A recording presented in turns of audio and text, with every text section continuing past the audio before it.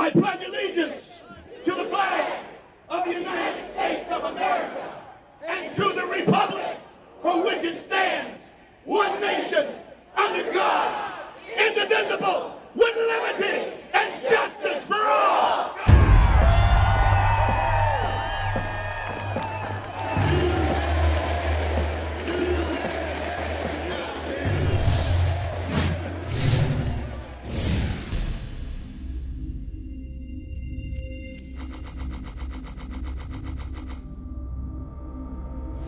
Hi, I'm Phil O'Connor for Tea Party HD. I'm here with Sal Russo, Chief Strategist for Tea Party Express. Mr. Russo, I know you've affected a lot of Americans in a very huge way. Tell me a little bit about yourself and a little bit about your political history. Well, I had the good fortune of, when I was a student at the University of California in Berkeley, of meeting Ronald Reagan. Ironically, I was involved in the free speech movement and picketing and sitting in. And while I had gone to Berkeley as a Kennedy Democrat, I didn't like Lyndon Johnson, so kind of got mixed up with the Barry Goldwater campaign as at least a temporary respite from the Democrats, and met Reagan, who was interested because he had been a student demonstrator when he went to college at Eureka College.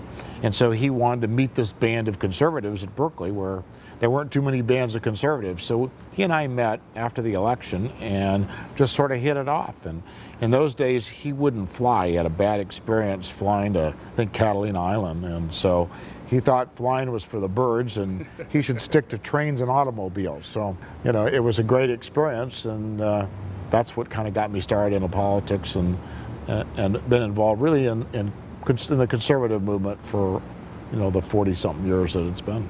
How do you see and how do you plan on touching and sending your message out to the youth and minority groups here in America?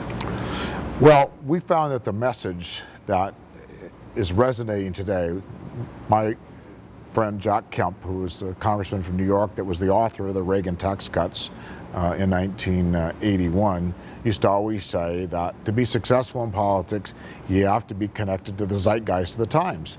And the zeitgeist of the times are clear. People are frustrated and angry at what they see as the growth of the federal government, the intrusiveness of the government, with the accompaniment of the high taxes, increased regulations, deficits, and most alarming to everybody, I think, is our skyrocketing national debt.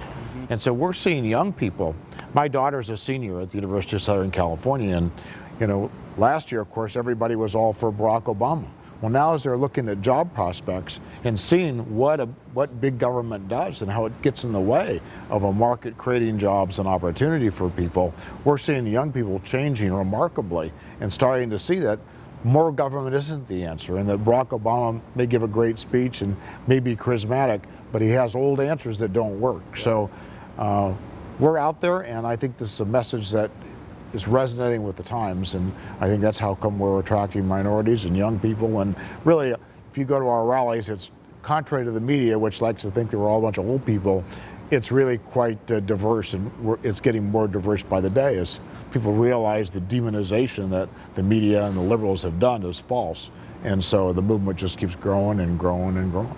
Now, can we expect any surprises on tour that maybe could cater to all ages, maybe some to the youth? Well, I think we're going to have some special guests. We're going to probably have more special guests coming. We haven't announced any of them yet, but I think we should have some that'll bring a lot of excitement to the tour. In being that you're more candidate-driven right now, how are you staying effective in non-election years?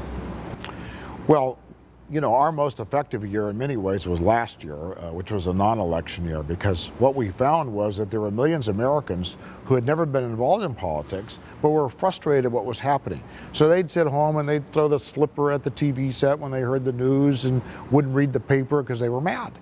And so we did these bus tours last year. We did 2 bus tours, national bus tours, and the purpose of the bus tour was to wake people up and say, hey, I'm not the only one that feels this way. There's actually millions of people just like me, and that if I get off my couch and I get engaged in the political process, we actually can make a difference.